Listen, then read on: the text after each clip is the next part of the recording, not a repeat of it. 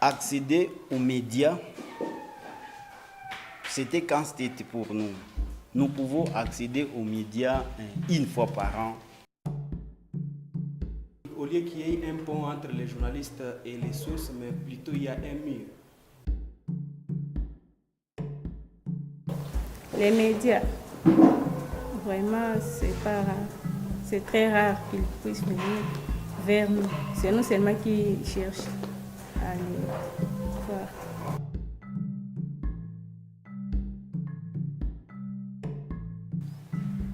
Lorsque nous faisons le plaidoyer de personnes vivant avec handicap en général et des personnes vivant avec albinisme en particulier, donc ces plaidoyers-là n'arrivent pas directement à ce qui devait résoudre le problème de cette catégorie de personnes.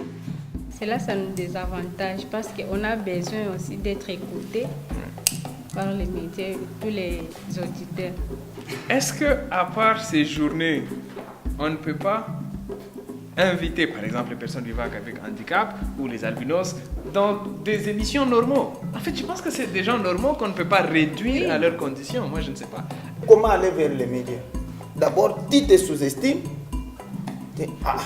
Si je vais vers celui-là, tu développes beaucoup de trucs dans ta tête, alors que c'est une circonstance qu'on ne peut pas éviter ou s'en dérober. Les journalistes, les médias au niveau local, ils sont devenus en gros, à mon avis, de mendiants. Et la plupart ne font plus leur travail comme auparavant. Des fois, on s'abstient. On sait que bon, on aura toujours à les accompagner, mais juste derrière, là, on ne va pas. Aussi, en retour, c'est que nous gagnons. En vrai dire, il y a beaucoup de personnes qui ont des difficultés, il y a beaucoup de personnes qui souffrent, mais qui aimeraient peut-être passer un message ou faire attendre leur voix. Et il faut qu'on change un peu les modes de travail. S'il y a quelque chose où il faut appuyer les médias, cet appui-là ne vient pas chaque jour. Mais s'il y en a, il faut penser aussi à ces médias. S'il n'y en a pas, les journalistes sont toujours dans l'obligation d'aller chercher l'information. Aujourd'hui, nous avons maintenant trouvé des bonnes expressions par rapport au monde qui cautionne tout ce qui est corruption. C'est le transport ou bien le sucré. Les médias payent des courants, payent de l'eau. Le média paye par moment les loyers. Il y a les personnels à côté qu'il faut payer. Et les médias n'ont pas de subvention.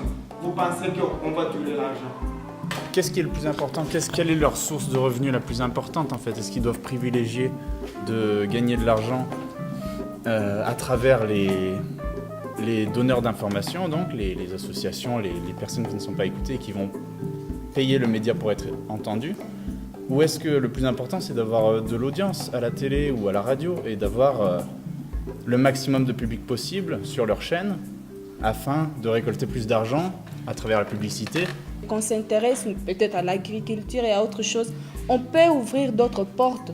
Si c'est vraiment l'argent qu'on cherche, on peut ouvrir d'autres portes, ouvrir des horizons, parce qu'on s'intéresse à autre chose, parce qu'il faut toujours chercher de faire mieux. Aujourd'hui, on a de la chance d'avoir les moyens, les médias, de pouvoir diffuser des informations facilement. On n'est pas obligé de passer par des médias qui sont payants forcément.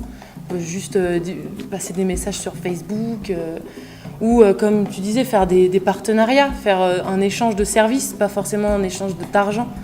Je ne sais pas pourquoi, même quand vous pensez à vos invités, vous ne pensez pas à cette majorité oubliée-là. Pourquoi ce sont seulement les mêmes têtes qui reviennent dans les émissions, dans les débats, alors que là, ça dépend de vous. C'est parce que ce sont ces mêmes personnes-là qui se donnent.